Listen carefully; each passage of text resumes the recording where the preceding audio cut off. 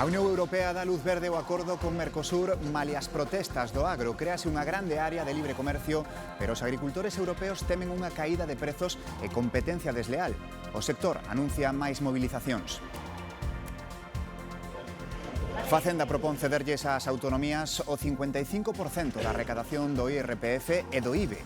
Galicia critica que a proposta chega pactada con Esquerra. As autonomías do Partido Popular avisan que recorrerán o novo modelo de financiamento que tampouco lles gusta a comunidades socialistas. O presidente de Castela-A Mancha di que ante esta situación prefire eleccións. Un castiñeiro centenario de Begonte garda no interior do seu tronco un dos principais reclamos de Bahamonde. Un símbolo de resistencia que daquela evitou a corta da árbore e que agora é todo un santuario que hoxe os convidamos a descubrir. Boas noites. Luz verde dos países da Unión Europea a asinatura do acordo comercial con Mercosur. O pacto que se asinará a vindeira semana suporá a creación da maior área de libre comercio do mundo. Sai adiante a pesar das protestas dos agricultores europeos que temen a competencia desleal dos produtores do outro lado do Atlántico. 21 dos 27 países membros da Unión Europea votaron a favor do acordo con Mercosur, como tiñan ademais que representar o 65% da poboación. Foi clave o cambio de postura de Italia tras lograr garantías de que os produtos americanos estarán suxeitos aos mesmos estándares que os europeos. Reciprocidade. A reciprocidade na que insistía o seu ministro de Agricultura.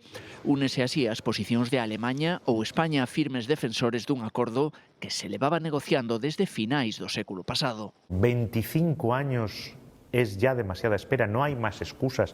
Tenemos que crear ese gran mercado, el mayor del planeta, y diversificar a nuestros aliados comerciales. Hungría, Polonia ou Francia manteñen o seu non insuficiente para evitar que Ursula von der Leyen viaxe a semana que ven a Paraguai para asinar o acordo. Tampouco puideron impedir os agricultores que tomaron as rúas de varias cidades europeas ou que, como estes de Tarragona, manteñen cortada desde onte a AP7. Això farà que molta gent es vegi abocada a plegar i sobretot els que puguin continuar hauran d'assumir preus més baixos, una competència deslleial. Non están convencidos das garantías introducidas no pacto para activar mecanismos de corrección cando se detecten distorsións nos prezos. No lado oposto celebran o acordo o sector do automóvil, o aceite de oliva, o viño ou os produtos farmacéuticos europeos, que terán acceso sen barreiras a un mercado de 800 millóns de consumidores. O acordo caeu como un xerro de auga fría nos agricultores que dende hai 11 días manteñen unha tractorada en varios puntos de Ourense, Alejandro. Sí, todos estes tractores levan aparcados aquí no centro de Ourense dende finais do mes de decembro nunha protesta que se replica tamén noutros puntos da provincia, como por exemplo a Pobra Xinzo ou Castro Caldelas. Protestan por ese acordo con Mercosur que, ao seu parecer, vai nos obrigar a competir con outros agricultores que non estarán suxeitos ás exixentes normativas comunitarias e, polo tanto, poderán producir de maneira máis barata. Pero non é a única reivindicación, tamén alertan dunha rebaixa nas axudas da PAC e tamén de supostos incumplimentos na lei de cadea alimentaria. Por iso, dende a Asociación do Sector Primario de Galicia piden que se convoque unha mesa de negociación con representantes da Xunta e tamén do Goberno Central. Dun deses puntos de discordia, a política agraria común falou a conselleira do Medio Rural. María José Gómez reclama a Europa partidas específicas para axudar o campo. Non nos sirve, como dicimos, unha PAC con un 20% menos de fondos, nin tampouco unha PAC na que os fondos para o sector agrario non veñan claramente diferenciados. Necesitamos que os fondos non veñan nesa bolsa común, donde outros sectores poidan coller. A maior conserveira de Galicia, Gealsa, vai investir 8 millóns de euros nas súas instalacións do Barbanza. A empresa acaba de conseguir unha prórroga da Xunta para permanecer no Porto de Boiro ata o ano 2067. Un dos requisitos para que unha empresa consiga unha prórroga excepcional na concesión dos terreos, que neste caso pasa dos 50 aos 75 anos, o máximo legal, é facer un investimento importante. Gealsa vai destinar 8 millóns de euros a renovar a cuberta da nave principal, reconstruir as instalacións afectadas polo incendio do 2021 ou facer este almacén robotizado. Conscientes de que 17.000 de los 150.000 metros que tenemos son una concesión. pero teníamos que lograr esta prórroga porque nadie se atreve a invertir con un horizonte corto como el que había aquí.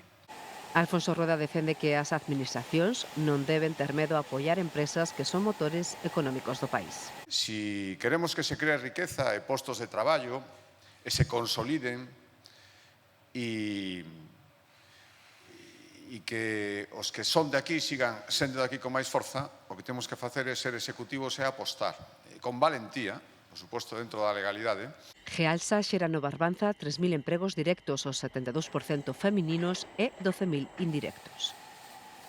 A ministra de Facenda presentou hoxe a súa proposta de financiamento autonómico. Os presidentes de comunidades gobernadas polo PP rexeitan este modelo. Consideran que privilexa Cataluña e que foi pactado de xeito bilateral cos independentistas, dándolle as costas ás demais autonomías. Así o trasladarán ao goberno nunha reunión a próxima semana. O acordo tamén atopa oposición entre as filas socialistas. Facenda propón subir a porcentaxe que transfire ás comunidades dos dous grandes impostos que hai en España. No caso do IRPF propón ceder o 55% ás autonomías e no caso do IBE o 56,5%. Actualmente envíase ás rexións a metade do recadado, o 50%. Blinda el estado del bienestar, lo que llamamos principio de suficiencia y de lealtad institucional. O Goberno espera que a reforma entre en vigor no 2027. Calcula a ministra que dará case 21.000 millóns máis ás comunidades. 587 deles serían para Galicia. Supón un 7,6% máis que a población real que hoxe temos en Galicia. A Xunta quere analizar polo miúdo todas esas cifras e pronunciarase no Consello de Política Fiscal e Financeira que a ministra convocou pro mércores da semana que ven. En todo caso, o conselleiro do ramo critica as formas da proposta, que xa chega pactada con Esquerra Republicana de Cataluña. Está a negociar co que é de todos, cos recursos de todas as comunidades autónomas, só con unha parte e logo tentando estendelo aos demais. Críticas duras tamén do presidente socialista de Castela Mancha. Antes prefire eleccións. Antes de que avance un atropello desta naturaleza, prefiero que hablen los españoles. En Cataluña sí se celebra o acordo. O seu presidente apela a Junts para que non bloquee a reforma no Congreso. Es el momento de ser responsables de nuestras decisiones. Pola contra, pro PP o novo modelo supón isto. Una patada a la unidad de España y a la igualdad de todos los territorios. Montero tamén quere reunirse con cada unha das comunidades. Estuda poñerlles límites para evitar o dumping fiscal. Do exterior, nova demostración práctica do control que Estados Unidos exerce en territorio venezolano. Forzas norteamericanas interviñeron outro petroleiro en augas do Caribe, o quinto xa. O buque con bandeira falsa de Timor Oriental vai completamente cargado de petróleo. Mentres, xa están no noso país os 5 presos políticos españois liberados por Venezuela. Chegaron ao aeroporto de Madrid sen deixarse ver en público. Foi nunha xornada con múltiples reunións telefónicas para seguir avanzando en máis liberacións. Os 5 españois liberados polo novo goberno de Venezuela chegaron este mediodía a Madrid. Os vascos Andrés Martínez e José María Basoa, o canario Miguel Moreno, o valenciano Ernesto Gorbe e a hispano-venezolana Rocío San Miguel chegaron ao aeroporto de Baraxas nunha viaxe rodeada polo secretismo para protexer a súa privacidade. O ministro de Exteriores, José Manuel Álvarez, deulle a benvida a través da rede social Xe e avanzou que podría haber máis liberacións nas vindeiras horas. Hay una persona en concreto sobre la que tenemos esperanzas que pueda ser pues puesta en libertad en las próximas horas o incluso próximos días. O ministro tamén mantivo unha conversa telefónica co secretario de Estado norteamericano Marco Rubio. Falaron da situación de empresas españolas como Repsol en Venezuela e da realidade que se vive no país. Outro dos encontros telefónicos da xornada foi o que mantiveron o líder da oposición venezolana, Edmundo González, e o presidente do goberno español, Pedro Sánchez. Edmundo pidiu a liberación dos presos políticos e un compromiso real coa democracia. Sánchez, que tamén mantivo unha conversa coa presidenta interina Delcy Rodríguez, trasladoulles o compromiso de España cunha transición democrática liderada polos propios venezolanos. Precisamente a cooperación do goberno venezolano con xestos como as liberacións cancelou un segundo ataque norteamericano no país, anunciou o presidente Trump. Recrúan as protestas en Irán. As deste xoves foron as máis intensas dos 13 días de mobilizacións contra o goberno pola precaria situación económica. A interrupción do acceso a internet ordenada polas autoridades alporizou aínda máis os manifestantes. A falta de datos oficiais, as ONGs cifran en 51 os mortos e en máis de 2.000 os detidos ata o momento. O Papa León XIV vai vir a España este ano. Madrid, Barcelona e Canarias figuran entre os lugares a visitar. E hai esperanzas postas tamén en Santiago, sobre todo con vistas ao Ano Santo 2027. Todavía fechas no están cerradas, sino nos ha reunido a tres sedes o tres obispos, también con la conferencia episcopal. Puedo decir que es Madrid, puedo decir que es Barcelona y que será Canarias. Foi o arcebispo de Madrid quen así o anunciou despois de participar esta mañá nunha reunión en Roma coa Secretaría de Estado do Vaticano. Barcelona, Madrid e Canarias son os destinos que están sobre a mesa para a visita papal. Fora da terna queda Santiago, unha posibilidade que estaba cobrando moita forza. Con todo non hai desilusión, senón moita esperanza de que esa viaxe sexa o ano que ven, coincidindo co Ano Santo. No, hai esperanza moi sólida, certamente, pero hai que esperar os tempos oportunos. Primeiro, evidentemente, a primeira viaxe do Papa León a España é significativa e importante, polo tanto, procederás a establecer os itinerarios e os tempos desa visita, e despois nos agardaremos traballando nelo, que o Papa León poda ser un dos peregrinos significativos e importantes que se achegue a Santiago no Ano Santo 2027. A última vez que un papa pisou Santiago foi no ano 2010, Bieito XVI fora recibido daquela polos aínda príncipes de Asturias. Un ano despois volveu a España para participar na Xornada Mundial da Xuventude. Se nada se malogra, volverán ser 2 anos consecutivos en que un papa viaxe ao noso país. Os populares miran Galicia como exemplo de estabilidade e de xestión. Durante esta fin de semana celébrase na Coruña a Interparlamentaria, que reúne deputados, senadores e eurodeputados do Partido Popular. Unha reunión que estará centrada en aportar solucións aos problemas de vivenda, de seguridade, de financiamento ou de rexeneración democrática. Di o responsable de política autonómica que Galicia é o espello no que se mira ao Partido Popular. En este gobierno autonómico hay estabilidad, hay un gran presidente, Alfonso Rueda, hay presupuestos, hay compromiso con la gestión y con los problemas de la gente. Xa sabemos cantas prazas sairán na próxima oferta de emprego público de educación en Galicia. A convocatoria será de 1.601 prazas en infantil, primaria e secundaria. E o 80% delas, 1.388, serán de acceso libre. O conselleiro de Educación, Román Rodríguez, avanzou que se negociarán os detalles na mesa sectorial cos sindicatos e destacou que se publicarán de xeito inmediato. Hai inmensa maioría de acceso libre e isto vai a posibilitar dotar de maior estabilidade as plantillas do profesorado e vai tamén posibilitar reducir os ratios, como xa estou dicindo, nun contexto de queda demográfica no conxunto do sistema. O paso da borrasca Goretti por Galicia segue afectando máis o noso litoral, sobre todo na Mariña Lucense e na costa da Coruña. Como está a situación nestes momentos, Patricia?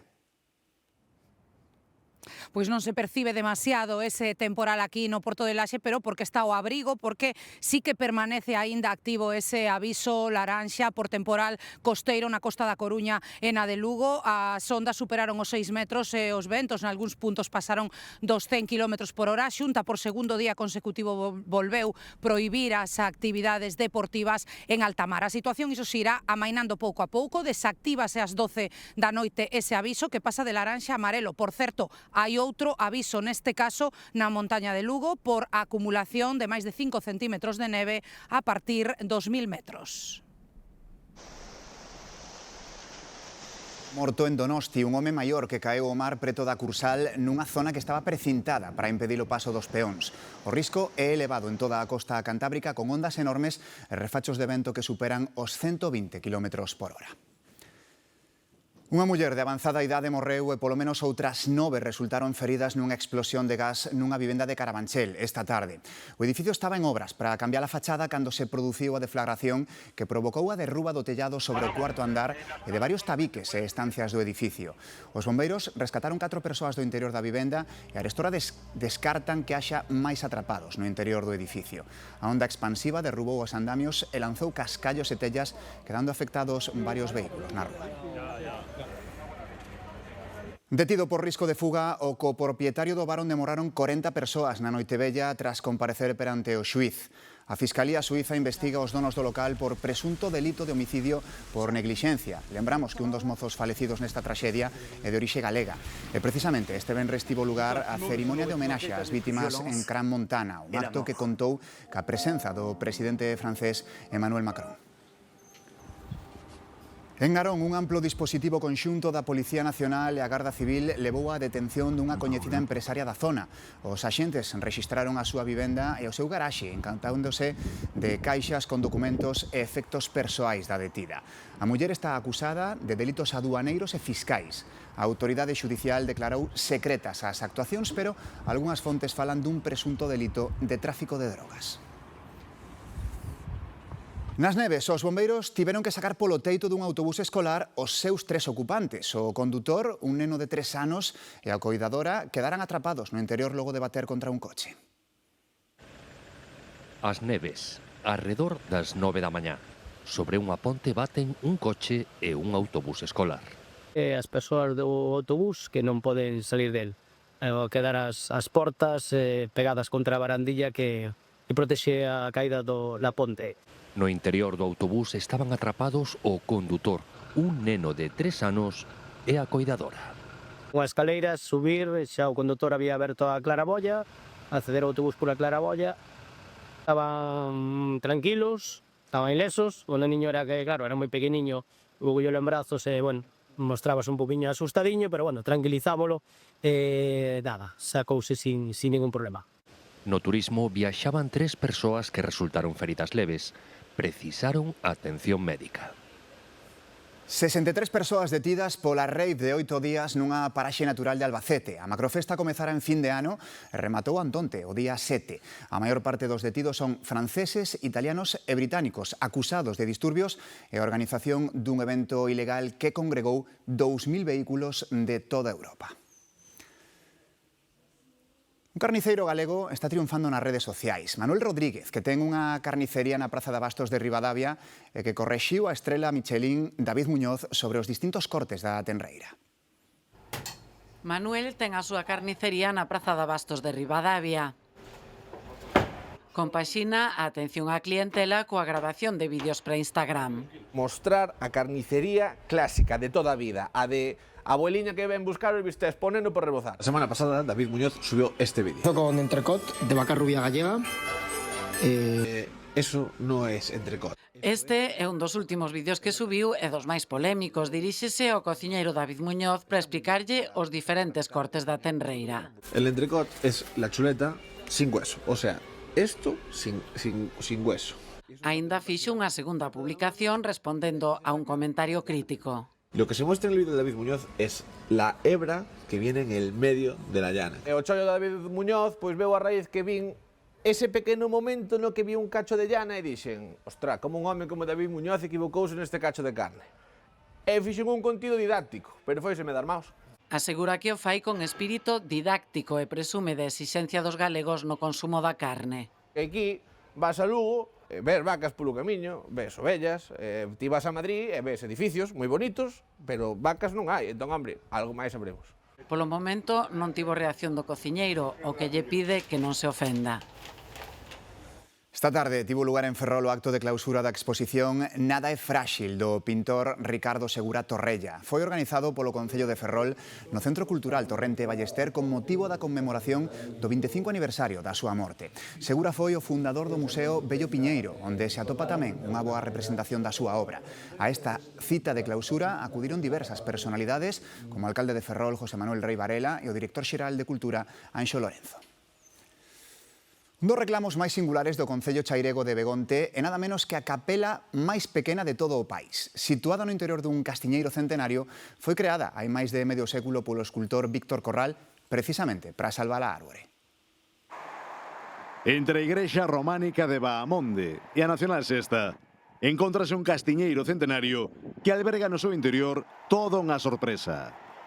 Nada menos que a capela máis pequena de Galicia, creada polo escultor Víctor Corral a principios dos 70 precisamente para salvar a árbore dunha corta que permitiría a ampliación da estrada. Sempre se dicía protector de persoas, animais e plantas, e abriron a porta que vedes hoxe, meteuse aí a construir a Virxe do Rosario, que é patrona de aquí de Bamonde, e hasta que acabou, pois non saiu.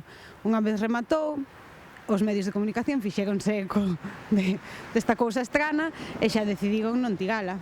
Xunto coa igrexa parroquial e o propio museo de Vítor Corral, a Capela do Castiñeiro constitúe hoxe en día un dos principais reclamos de Bahamonde.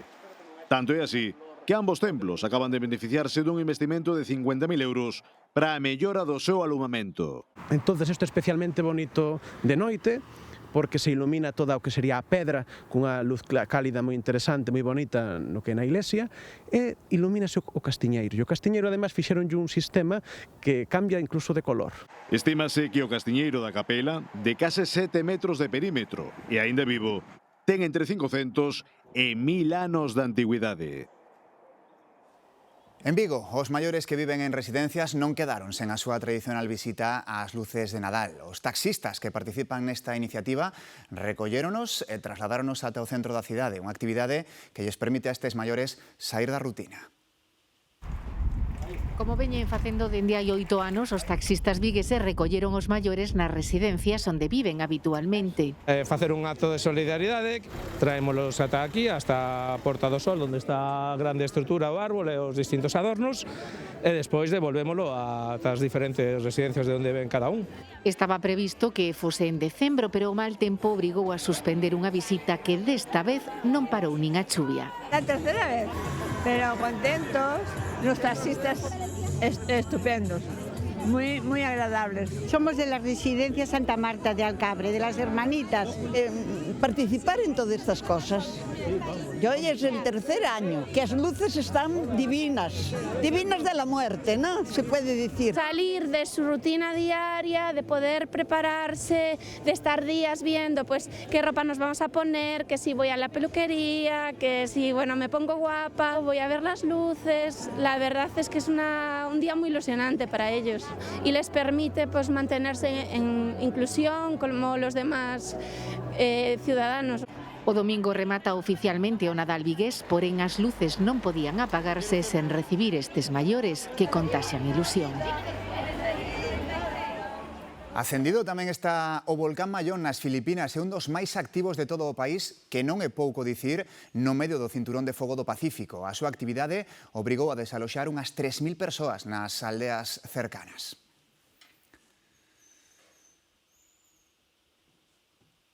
Noite de venres na Televisión de Galicia, noite da alegría incomparable do lugar. Hola Galloso, que tedes preparado para hoxe? Estarás preocupado de vernos aquí, agora mismo aquí a xente del mar, porque estamos investigando a morte do Nadal. Alguén matou o Nadal esta noite e está a xente do mar. Apunte aí, por favor, a xente do mar. A ver, a quen temos de investigados? Pois temos que investigar a Francisco, que vai cantar novas cancións. Temos que a Lalo Penelas, que tamén vamos a entrevistar. Vamos tamén a entrevistar a Sabela Grilo, as das xunquereteiras que veñen de Xunquere de Espadano. Bueno, que temos cantidad de xente sospeitosa de que mataran o Nadal esta noite. Pois eu creo que con todo isto xa temos suficiente para o análise de balística a xente Galloso. Pois da gran parada, apunta para a gran parada aí, a xente del mar. Todo listo aquí en lugar. A ver quen matou o Nadal, que se ocurre. A moda pasa, o estilo permanece. Hoxe, Coco Chanel, a historia dunha das creadoras máis influentes do século XX. De orixe humilde, Chanel pasou parte da infancia nun orfanato e ali aprendeu a coser, unha etapa que marcou o seu carácter austero e a estética sobria que a caracterizaría. Abriu primeiro unha tenda de sombreiros que pronto ampliou a roupa feminina, onde Chanel foi unha revolución. Liberou o corpo feminino apostando por liñas limpas e pezas, en definitiva, cómodas. 4 creacións pasarían á historia. O vestido negro, de 1926, símbolo da elegancia moderna e replicado ata o extremo. O traxe Chanel, de chaqueta e falda tweed. O bolso acolchado 2,55 e, por suposto, o perfume Chanel 5, o máis famoso de toda a historia. Chanel estivo apartada do mundo da moda e regresaría con 70 anos. Foi moi criticada, pero o certo foi que o seu estilo foi un éxito de novo. Morreu no seu cuarto do Hotel Ritz de París, onde viviu durante décadas. Feliz fin de semana.